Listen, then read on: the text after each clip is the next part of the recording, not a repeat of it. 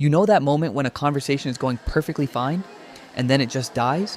1 second passes, then 2, then 3, and suddenly your brain is desperately searching for something, anything, to say. What have you been watching lately? Crazy weather we've been having. Do you like bread? By the 4th second, your heart is beating faster, your body feels tense, and you're wondering whether the other person thinks you're boring. But here's what makes that strange. Why can 4 seconds of silence with a stranger feel unbearable, while 10 silent minutes with your closest friend can feel completely peaceful? It's the same silence, so what exactly is your brain reacting to? Because when you think about it, nothing actually happened. Nobody insulted you, nobody walked away, nobody even said anything. It was just silence, the absence of words, and somehow your body reacted as though something had gone wrong.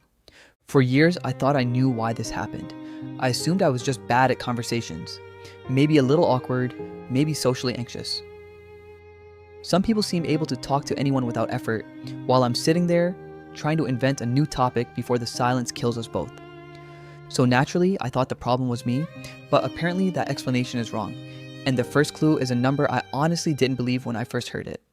Back in 2009, a group of linguists led by Stivers and Enfield Levinson studied the timing of ordinary conversations. Not scripted conversations in a laboratory, actual everyday conversations. They recorded people speaking 10 different languages across 5 continents. They studied Italian, Dutch, and Japanese, but also languages spoken in smaller communities. A hunter-gatherer group in Namibia, a village in Papua New Guinea, and a Mayan community in Mexico. Then they measured something incredibly simple, the gap between one person finishing and the next person starting. How long would you guess that gap is? Half a second? Maybe a full second. It's around 200 milliseconds, a fifth of a second, faster than the blink of an eye. And the more you think about that, the stranger it becomes. Because replying to someone isn't a simple reflex. You have to understand what they're saying, decide what you think, choose your words, and then get your mouth moving. Just planning a response can take longer than the gap itself. So how are we replying in only 200 milliseconds? We don't wait for the other person to finish. While they're still talking, we're already predicting where the sentence is going. It's a bit like returning a serve in professional tennis. The ball moves so quickly that if the player waits to see exactly where it's going, they're already too late. So instead, they read the server, the toss, the shoulders, the hip, and begin moving before the ball has even crossed the net. That's basically what you're doing in every conversation. You're listening to the shape of the sentence, you're predicting how it will end, and you're preparing your reply while the other person is still speaking. Then, when they finish, you come in almost perfectly on time. So an ordinary conversation is really 2 people constantly predicting each other. And here's the interesting part. The basic rhythm was remarkably similar across all the cultures the researchers studied. From the Kalahari to Copenhagen, people followed roughly the same beat. Now, that alone doesn't prove the rhythm is hardwired, but when the same pattern appears across very different cultures and operates faster than conscious thought, it suggests that something deeper than etiquette is going on. There's a decent chance evolution had something to do with it, but evolution doesn't usually fine-tune a behavior to a fraction of a second for no reason. So why are conversations so carefully timed? To understand that, we have to look at what smooth timing communicates. Because conversation isn't only about exchanging information, it's also about showing each other that we're connected. Think of a good conversation like dancing with someone. When the dance is going well, you're not standing there thinking, excellent, we have successfully completed step number 7. You just feel that you're moving together. A smooth conversation creates a similar feeling. When the back and forth flows naturally, some part of your brain reads it as, we understand each other, we're comfortable together, we're on the same side, I belong here. The flow itself becomes a social signal. And that's why silence can feel so uncomfortable. It isn't just an empty space, it's a break in the rhythm. And your body can interpret that broken rhythm as a sign that something might be wrong. A Dutch psychologist named Koudenburg demonstrated this with a wonderfully sneaky experiment. She had people watch a recording of a small group having a friendly, relaxed conversation. Half of the viewers watched the original recording. The conversation simply flowed as normal. The other half watched almost exactly the same thing, except for one tiny change. After one person made a mildly controversial comment, the researchers inserted a 4-second silence. That was it. 4 seconds of nothing.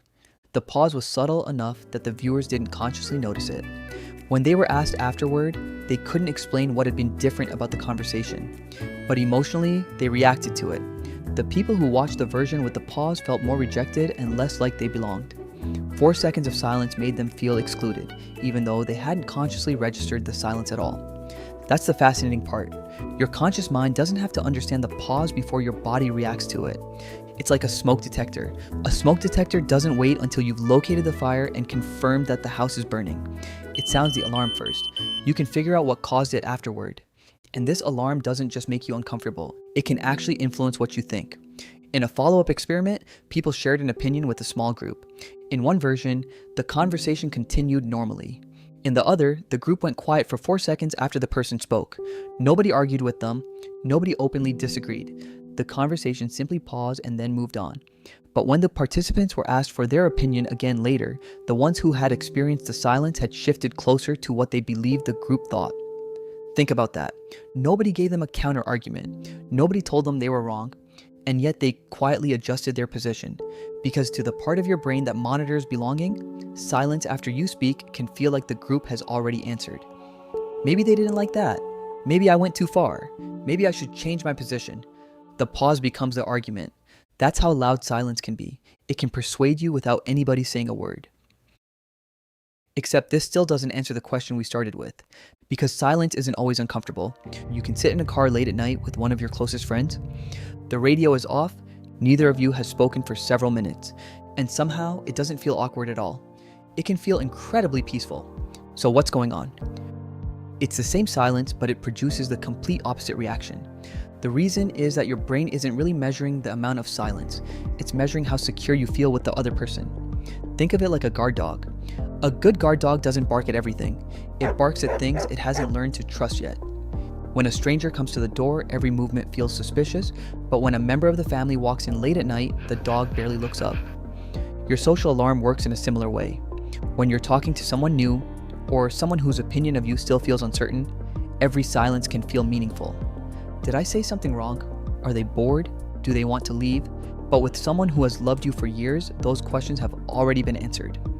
You know where you stand with them, so the alarm can finally relax. And the exact same silence that felt unbearable with a stranger can feel wonderful with someone you trust. The silence didn't change, your sense of belonging did. So that explains why the alarm switches off around people we trust.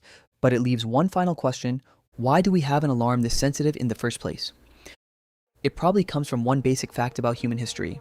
For most of our existence, being alone was extremely dangerous. Your group gave you food, protection, warmth, and help raising children. It was your defense against predators, rival groups, illness, injury, and the night. Being excluded wasn't only emotionally painful, it could get you killed. In a world like that, it made sense to have a system constantly watching for signs that your place in the group might be weakening. And one of the quickest signals that system could monitor was the rhythm of conversation. When the conversation flowed, you were connected. When the rhythm broke, it was worth paying attention. That little burst of panic during a 4-second silence isn't necessarily a flaw. It's an ancient survival system doing exactly what it was built to do. So the next time a conversation stalls and you feel your chest tighten, you don't need to be embarrassed. It doesn't automatically mean you're boring. It doesn't mean you're weak. And it doesn't mean you're uniquely terrible at talking to people. It's just an old part of your brain leaning forward and asking the same question that mattered to your ancestors thousands of years ago.